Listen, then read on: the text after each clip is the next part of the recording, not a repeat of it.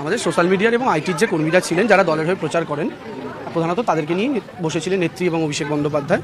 সেখানে তারা কিছু নির্দেশ দিলেন, একটু মোরাল বুস্ট করলেন সবার। এবং অ্যাকচুয়ালি পরাজয়টা যে পরাজয় নয়, এটা যে অ্যাকচুয়ালি ছিনিয়ে নেওয়া, এটা যে অ্যাকচুয়ালি কারচুপি, সেটা তো আমরা শুধু ধরুন আমরা যারা ইলেকশন প্রসেসে যুক্ত ছিলাম, বিশেষ করে আমি যেহেতু ক্যান্ডিডেট হয়েছিলাম আলাদা করে, আমি তো প্রত্যক্ষ করেছি পুরোটা কি প্রসেসে ওরা ইলেকশনটা করার চেষ্টা করেছে বা করেছে, সম্পূর্ণটাই তারা বললেন।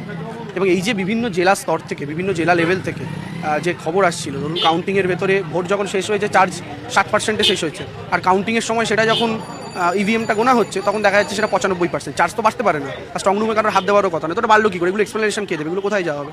তো দলের মতো করে কী করছে না করছে, কী করার চেষ্টা করছে, আমাদের কী করা উচিত, সবটাই তারা তাদের মতো করে বার্তা দেবে। দেখুন, দল তো তৃণমূল কংগ্রেস তো আন্দোলনের দল। মমতা বন্দ্যোপাধ্যায় আন্দোলন থেকে উঠে আসা নেত্রী। আজকে ভারতবর্ষের মাটিতে মমতা বন্দ্যোপাধ্যায়ের মতো এত সুদীর্ঘ আন্দোলন থেকে উঠে আসা রাজনৈতিক নেত্রী কেউ নয়, not even Narendra Modi, not even the other chief ministers, ভারতবর্ষের যতগুলো রাজ্যে মুখ্যমন্ত্রীরা আছেন না কেন।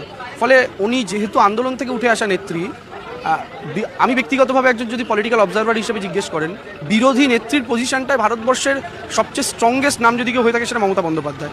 তো স্বাভাবিকভাবে এই মুহূর্তে তাকে ছলে বলে কলে কৌশলে হোক বিরোধী করে দেওয়া হয়েছে।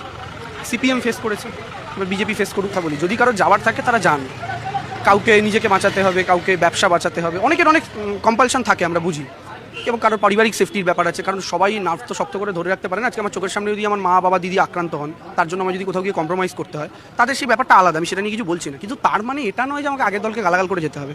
কারণ আপনি আগের দলকে গালাগাল করে অন্য একটা দলে যদি যান, সেই দলটাও কিন্তু আপনাকে কোনোদিন মাথায় তুলবে না। তারা এটা ভাববে যে আমরা কোনোদিন যদি কাদায় পড়ি আমাদেরও গালাগাল করবে বাইরে বেরিয়ে।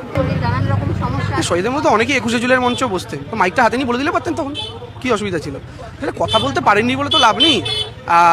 মানে এরা তো কেউ সুযোগ সুবিধা নিতেও ছাড়েননি।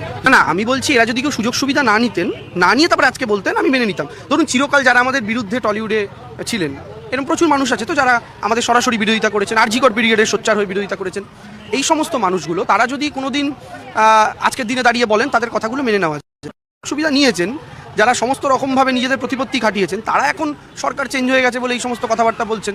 মানুষ কি এগুলো কিছু বুঝতে পারছেন না? 1 নম্বর কথা। আর 2 নম্বর কথা হচ্ছে যে এই যে ধরুন টলিউড এই সেই, আর মমতা বন্দ্যোপাধ্যায় যখন রবীন্দ্র কবি প্রণামের অনুষ্ঠান করলেন আজ থেকে 2 দিন আগে 9 তারিখে, সেদিনকে আপনি দেখবেন শিল্প জগতে প্রচুর মানুষ ছিলেন। তো এখন ব্যাপারটা হচ্ছে যখন অতিবৃষ্টি হয়, অতিবৃষ্টিতে যখন বন্যা হয়, তখন ড্রেনের জল গঙ্গার জল এক হয়ে যায়, তখন ডিফারেন্সিয়েট করা যায় না। তো যখন আবার একটু গরম পড়ে, একটু জলটা শুকোয়, তখন গঙ্গায় নর্দমায় ফিরে যায়। এখন নর্দমায় ফিরে গেছে।